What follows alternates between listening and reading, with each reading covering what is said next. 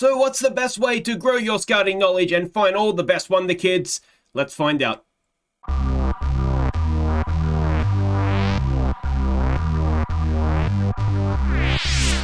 Hey guys, I'm Aussie Villain and welcome to my scouting tutorial for Football Manager 2022. And today we're going to go through the scouting tab, and we'll show you guys how to go through and make sure that you're setting up your scouts in a way that you'll be able to find the best players when they do come into the game. Obviously, for initial players, you can just search the name, can't you, for Wonder Kids and whatnot. But as regens come in, you do need to have the scouting network set up to make sure you're finding the next best ones.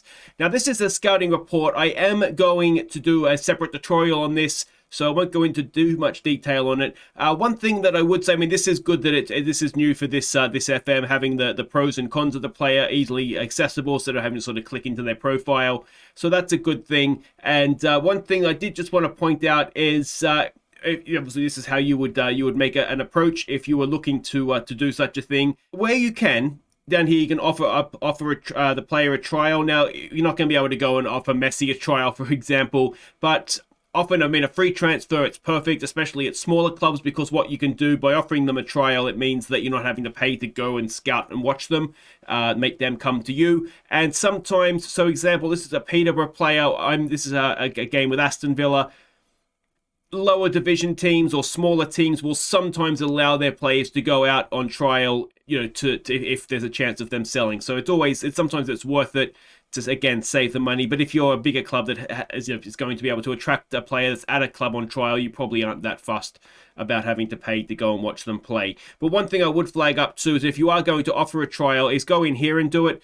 Offer trial, because you can make it 4 weeks. If you do it automatically, if you go to and do it here, it just offers you a 1 week trial. So that's a little tip there to make sure you get the longer trial to have a better look at them.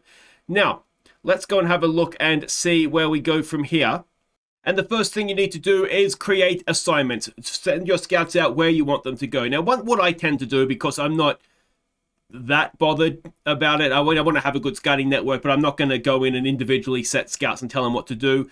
You can just delegate it to your chief scout and let them take over, so they'll set all the assignments. But if you do want to really get your hands dirty, just it's the scouting responsibility, take control, and then it's all about you. I just need to go and click back on this to bring up the scout create assignment here. So create assignments. There's a number of different ways that you can create assignments. So there's up here you can see player type. Now, typically you would just search for any, but what is a good function is this replacement for. So if you have a guy that is coming towards the end of their career, you can look for a replacement. So you click on say a striker there, and if you, I don't know, Danny Ings, for example, if you wanted to find a replacement striker for Danny Ings, then you would do that. Start scout assignment there. You can the duration, you can have it ongoing or basically just until finished is usually what you would do, unless if it's a transfer window deadline coming up, then you might just want to set it till the end of that deadline. But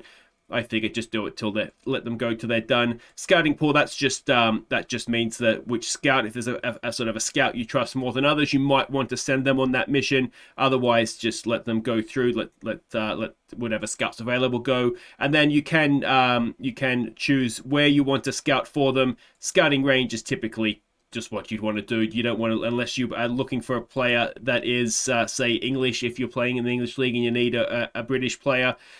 But even then, you might find a British player that's outside. And if you were looking to do that, actually what you would do is you just go down here, nationality, and set it to English. So yeah, there's no reason to not scout outside or not scout the entire range that you have available to you. I'll show you how to increase the range in just a second here. So that's one way to scout for players. Another way, if you want to do it, is just by position. So if you're looking for a striker, if you don't care what sort of striker it is, or if there's a particular type of false nine or whatever, then again, same thing. You would just click whatever it is you want, and exactly the same to go and send the scouts out there. And that is everything on that side. Another thing that you can do is scout specifically for attributes.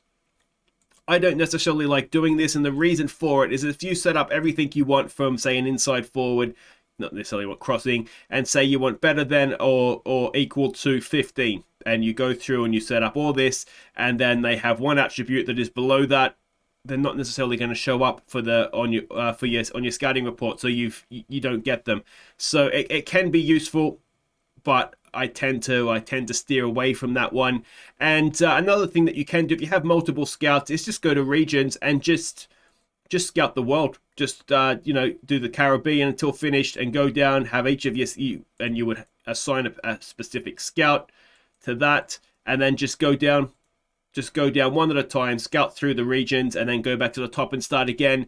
It's a good way to make sure that you cover the entire world, particularly if you are a Premier League club and you can have, more. You could have 20, 30 scouts. You could even, if you get to a point, you could probably just have enough scouts to just keep one in every region and just leave them there indefinitely. That's the dream, probably, I would imagine. But yeah, so there is other ways to scout the world, but I just tend to let the chief scout do it just because it's a bit easier that way. Now, if you want to scout teams, now in terms of the data hub, and I am going to do another tutorial on the data hub. If you want to get the full access to that, you need to have ongoing reports on the next opposition there. So that is something that you definitely want to do. And the other one here is a match. If you want to scout a specific match, I don't tend to do this ever. The reason being, my next opposition's getting scouted anyway, and if I want to scout a player, I'll scout a player. I don't really see the need to just randomly scout a match. But if you want to do that, then by all means, have at it. Now, if you wanted to increase the scouting range, the way you do it is it's a board request, it's networking, and we can already, as a Premier League team, we can already scout the world, so we can only decrease it. But there would be the option to increase it if you weren't already scouting the world. So that's how you do that there in club information. But if we just go back to the scouting screen here, and if we go into player assignments, one thing I did want to flag up is the recruitment package here. Now you can see we have a scouting budget of £720,000. Now what you can do, I can't do it just now, but this is a scrollable, so you could take money out of the transfer budget into the scouting budget. Now, if you're a team that, for example, if I had H&W Welders in Northern Ireland last FM, we had 50 million we could spend, and we were never going to be able to buy a player for that much. So I used to just add to the scouting budgets and take money out of the transfer budget so I could find better young players that were cheaper rather than having sort of the headline transfer budget amount. So that's a good way you can scroll that, and vice versa. You can take money out of the scouting budget into the transfer budget as well. But the recruitment package here is what I wanted to show you, and this is something that if you can afford it, which we can, you want to do the best package that you can. Now, one thing I would sort of again flag up is that if you are, for example, a League One team, there's no point scouting the world because you're not going to be able to get work permits for players. There's no even real point anymore scouting Europe because you're not going to be able to get work permits for players. So, UK, Ireland is probably as far as you want to go. So just bear in mind what sort of club you are and how realistic it is. There's no point as a championship club, you might be able to get players that aren't wanted at sort of some of the bigger clubs or in the bigger leagues, not necessarily the bigger clubs. But you might get a transfer listed Bundesliga player, for example, at a championship club. So it might be worth scouting for Europe. But there's no point paying, the extra 15, 30 grand a month if you can't really afford it, and it's unlikely you're going to find anybody anyway. But if you are a Premier League team or a team on continental Europe where you don't have to worry so much about work permits, then scout the world, and you want to give yourself the best chance possible of finding wherever that wonder kid is going to be, because it could be Africa, it could be Asia, it could be South America. You just don't know, and you just want to give yourself the best chance to do that. But as I say, just be aware of work permits and the likelihood of getting players. And if you're wondering how you would find out about the work permit rules, if you go to the competition screen, rules, and if you scroll down, it will have where is it, transfers and registration rules. So you got you can see there the different rules for transfers, and then the work permit rules. This is for the Premier League, so it would be for England. I would imagine it's not going to be different just for the Premier League, but it's going to be different for different leagues, obviously. So that's where you would find that. And the last thing I wanted to flag up is the shortlist. Now, I haven't done, this is just started. I haven't actually even clicked continue on this yet. But what you want to do on your shortlist is make sure you click this box, keep scout reports up to date. So what I would typically do is I get a player like the look of, so let's say Harrison Burrows. I would fully scout them, but I would add them to shortlist, and actually we'll do it from up here. Add to shortlist indefinitely. So I don't want him going off the shortlist at any point, but because I have this ticked, they'll keep scouting them. So you know, if he becomes suddenly a player that is not going to be as useful for us, if that's because we get better as a club and we're looking for the very top players, and suddenly Harrison Burrows isn't quite the player that we once thought he was going to be, or that we would have had the impact on the squad he once would have, then he'll be re-scouted and the scouts will sort of eventually not recommend him, and you can take him off your shortlist.